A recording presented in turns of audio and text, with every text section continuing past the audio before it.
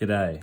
So I know there's a fair bit of activity on Twitter today about carbon policy and a lot of questions and hypotheticals going on. So I just wanted to paint a picture about how my experience, how carbon policy has worked so far and how it affects us farmers, particularly using local examples in grain farming in Western Australia. So basically there's three main types of carbon policy. You've got taxes, trading, and caps. Most types of policies aren't actually individually these, but they're combinations of these things. And a lot of the leading economists are leading towards saying the most efficient schemes are, cap and trading schemes. So the type of policy which I guess we're most affected by at the moment is probably a cap scheme, which is the European Renewable Energy Directive, and I'll get to that later. So the goal of any carbon emissions policy is to actually reduce the emissions, and that's number one. We all want that. I don't think there's any arguing there. We want something that can actually deliver. We want it to be the most efficient way possible, so we want to be able to do it with minimal economic, negative effects. We want to be transparent so we can see what's happening, compatible with free trade, which is how our economy works. Despite, I guess, in the last couple of years, it seems, but I still think free trade is our future, and I think most economists will agree with that. And it to be universal, so the best policies when they're taken up by entire industries and entire countries and ideally the entire world. What we don't want is greenwashing or fraud or anything involved where we want to actually deliver what we say, and we don't want to just create marketing terms. We don't want admin, and we don't want any unfairness where we feel like particular industries or people or sectors are unfairly affected by these systems. So when we've got a system, we want it to be able to apply to all industries. So we're farming, transport, industry, energy, and how they interact with each other. So what we need to track those carbon emissions is a carbon accounting system. And I'll get into that carbon accounting system later, and we could go into detail about what that is, but there needs to be a system to accurately track carbon emissions between those industries, considering that for every product, it always has a mix of, there's never one step. It's always a supply chain, and therefore we need to track what's going on between these industries. So going back to what affects us, so I'm just particularly, the example I'm looking at here is one policy, the EU Renewable Energy Directive, or the RED, and what I call it is just the biofuel mandate. And what happened was in 2005, they implemented a mandate that said 2% of all car fuel and truck fuel was to be biofuel, and that would scale up to 2020 where we are now. I think it was even earlier than that, where they're now 10% biofuel, and of that 10%, it had to be 60% less emissions than mineral diesel. And I've drawn here as a petrol bowser and a car because the way they're implementing that in the supply chain is at the fuel bowser. So everything above that in the supply chain becomes affected by that cap and that limit that they've applied. So here we are in the supply chain. So that meant that all of a sudden the fuel supply, we look up the chain, who's affected there. You've got, here we have, this is the oil crusher facility. I guess there's also traditional mineral oil processors that are affected as well. But there's only 2 to 10% of, so we're looking at the oil crushers, transport of how they get their product, which is, canola, soybean, palm, all those sort of products that they crush to make oil, to make biofuel. Then it comes up to which country they're actually sourcing that from, because in Europe, they've always imported a lot of their, oil feed products. So whether it's from Europe, Brazil, Australia, and from the farms that are in those countries. So, and then when we get to those farms, it doesn't stop there. we are here, but it keeps going up the supply chain further. All the inputs into the system need to be accounted for. So, you know, here we've got, and I'll come back to this is emissions on farm. So this is what happens on farm. We need to account for in this carbon accounting or greenhouse gas counting, but we also have to track what happened before us. So what we need to know to supply, you know, downstream with that information, we need to know what emissions are created from the chemical we buy, the diesel, the fertilizer, everything all our inputs that go into the farm. We need to know what's happening upstream as well, so that the grain we produce, we know how much, what the, I'll go up here, LCA, which is the life cycle analysis, and that's what we, I guess that's the type of carbon accounting we do, because we're not just what they call it life cycle is because we're looking at the whole of life of that product, not, you know, including weight, you know, production, use, disposal, and a standardized, I think it's 14,064 is the worldwide standard. But you'll see that happen a lot, that acronym a lot. So going back to the mandate and how it affects, you know, how it affects the economics in the supply chain and how it affects the consumer and us. So you've got, when that mandate came to play, you've got the European consumer up here. All of a sudden, he had a choice probably prior to that. I don't know how big biofuel was before this mandate, but all of a sudden he's been forced to pay for, which is what he voted for, because he's he's voting in the government of Europe, that all of a sudden his fuel had to had part of it was biofuel, and that was obviously more expensive. Otherwise, they would have been using that beforehand, and it still is the most expensive. The biofuel is more expensive than the normal diesel. Now it's up to 10%. And what we saw was there was a lot of additional imports into Europe of biofuel feedstock. And look, it got up to the stage where we're looking at like 30 to 40 million tons of soybeans, canola, palm, all this sort of stuff. And so it's not, while it's only 10% of their fuel, it's a significant amount and it affects worldwide economics. So that extra demand, so we're creating this demand here by like mandating this biofuel. We are making it more expensive for the consumer, but we're creating a demand which, by common economic theory, should increase prices for these feedstocks, including which one of them is canola. And so I guess it's funny if we just go across to the camera over to here.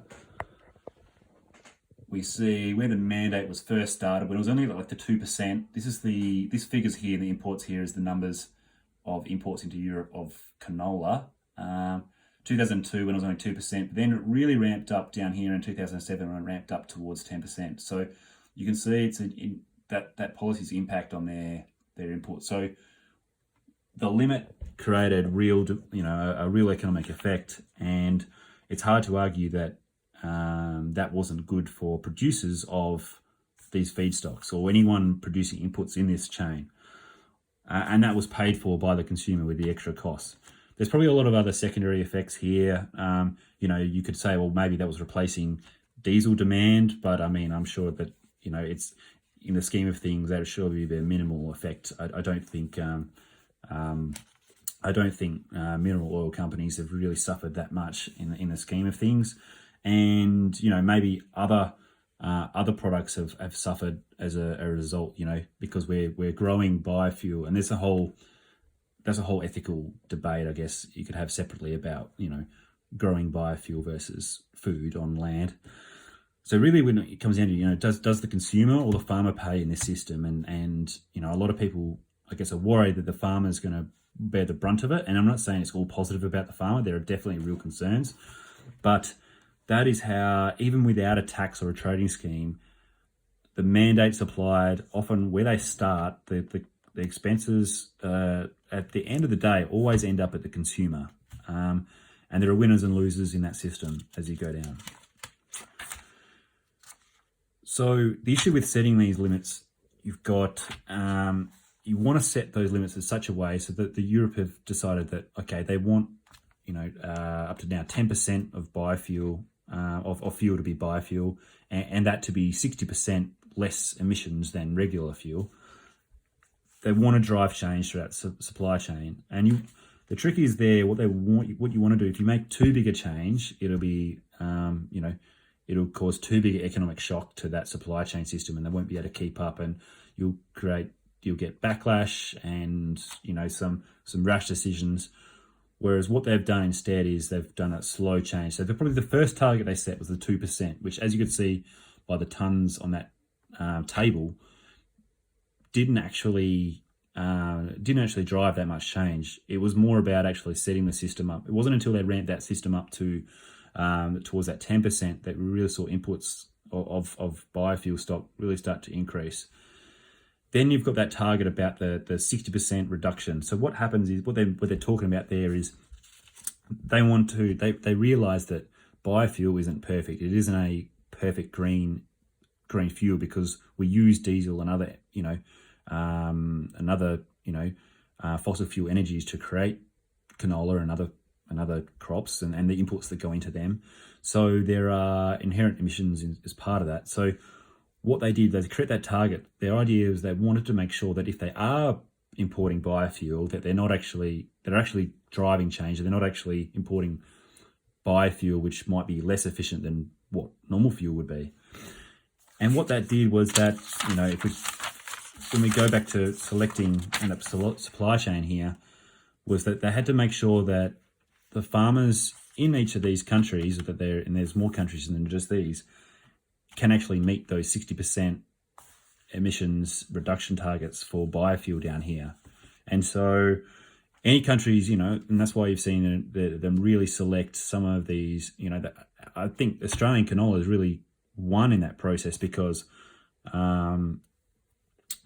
are a lower emissions feedstock compared to some of the others. So as they start to, wind down that limit, that target to make it, a little bit tighter, we want to make sure that our country isn't on the wrong side of that and that we can meet those targets. So I would argue at the moment, I don't think it's actually driven real change. I think we've set a system up to understand where our greenhouse gas emissions are, at least, by the accountants that look at these systems. But I don't think this system has really driven, you could say on a farm in Australia, it hasn't really changed the way we farm. But I think that might change. We're setting up the carrot or the stick here. Depends which way your approach is. And so, yeah, we'll see what happens when they bring the targets down even further. So what happens? What can we do on farm? So we are here. The issue is where we are in the supply chain. A lot of farmers are small, and we're selling to big corporates. The likes of PepsiCo, Nestle, that sort of thing, and we're buying inputs from large companies. So we've got to have it can feel daunting, and it feels like, well, we're going to be screwed over here because how can we drive change to big corporates? And that is hard. So there's two things I think we can do, and it might be hard, but we've really got to be on the front foot and do it. One is you can look at emissions on farm. So understanding what the emissions you can control on farm are and to the environment. So there's basically, I would say there's three things that emissions on farm are. One is the nitrous oxide emissions from applying fertilizer to soil, and you get volatilization, particularly in wetter soils. So it's actually not as big of an issue. It's still a major one of our farm emissions for cropping, but compared to other countries, it's actually quite low. Soil carbon levels, again, a big, it's hard to say, like in Western Australia, we don't really have enough long-term data. We think they were going down for a while in previous decades, but I think they've stabilized.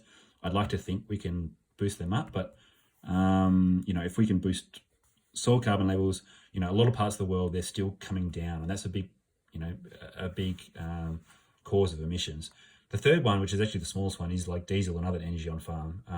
It's actually a surprisingly small part of the pie, but I guess it's really important to understand that it is an input that we can control. The next one, but I mean, one of the biggest things we need to do is actually choose those inputs. And at the moment, we probably don't have much choice because we don't really understand, when we're buying, say, fertilizer, which is one of the biggest, emission sources for, the grain supply chain. We don't really understand what the emissions are of various fertilizer sources.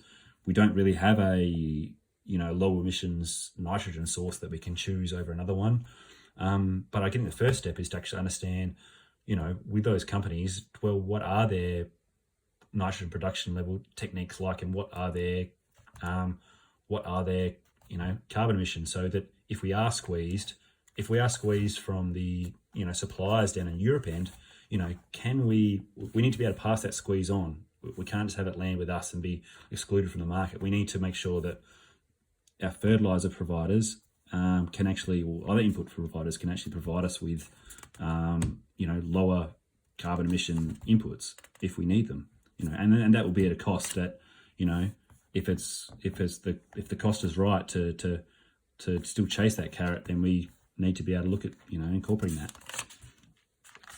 So I guess that's it. Where we are today. I mean, what it comes down to, I think, and there's